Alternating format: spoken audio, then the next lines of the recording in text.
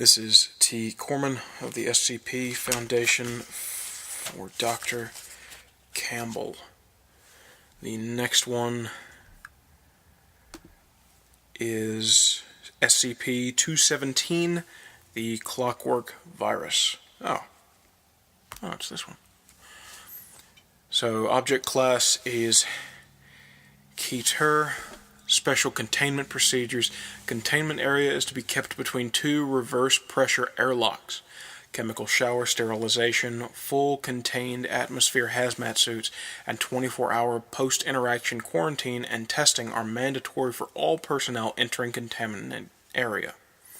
Should containment be breached, the blast door for the containment and research area will seal, and chemical agent ZEER 21711 will be pumped into the air.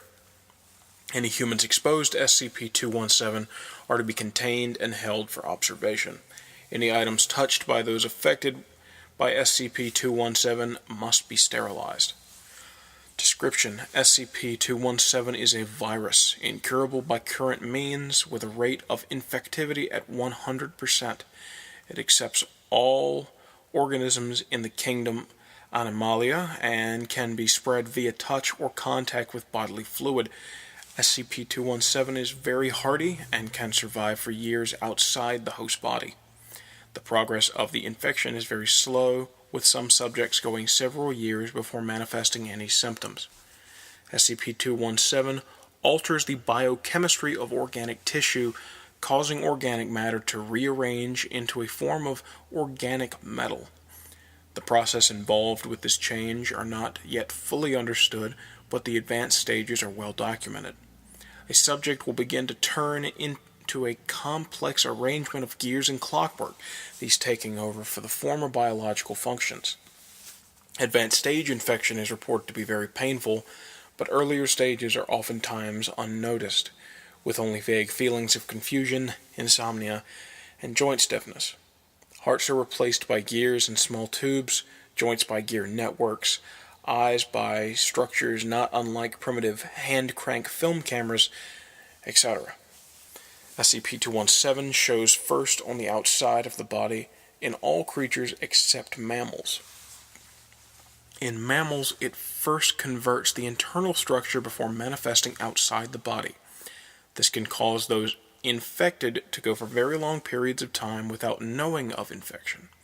SCP-217 has even been shown to totally convert the inside of the body before showing any extremely visible symptoms.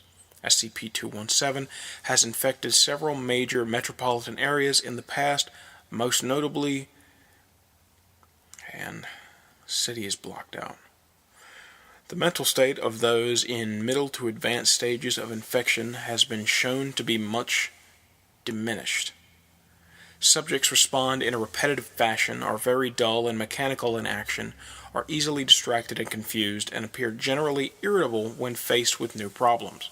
In addition, research on a fully converted brain has data expunged.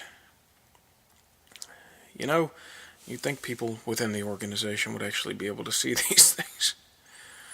But oh well. Anyway, off topic. Okay, let's see. Document 217-6, notes on symptoms. Subjects infested by SCP-217 have, at early stages, reported no major symptoms aside from increased lethargy and a general lack of emotional response.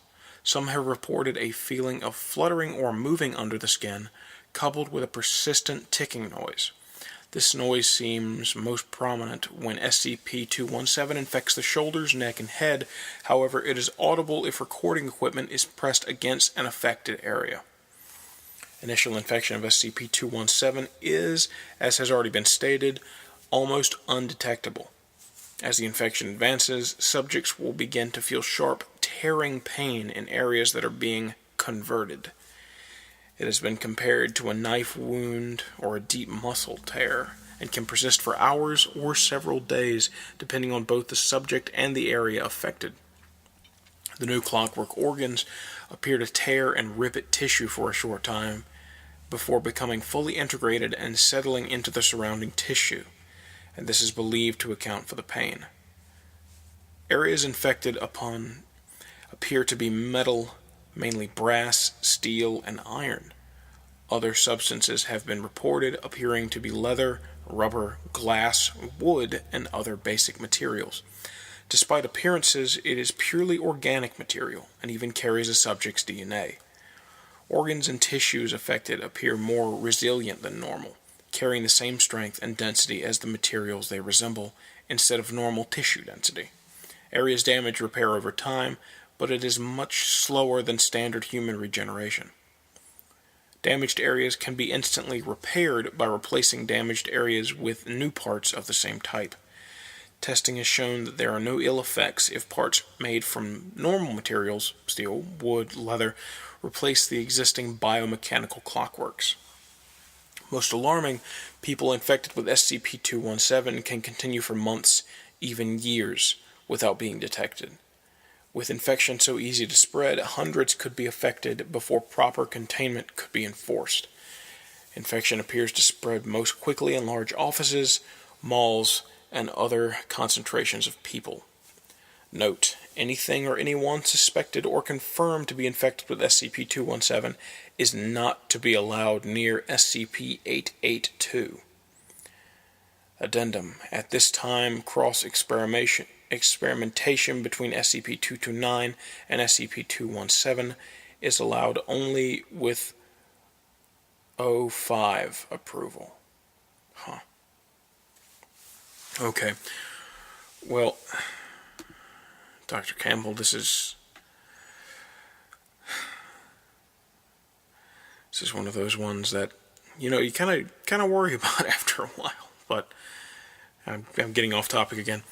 This was third entry, SCP-217, the Clockwork Virus.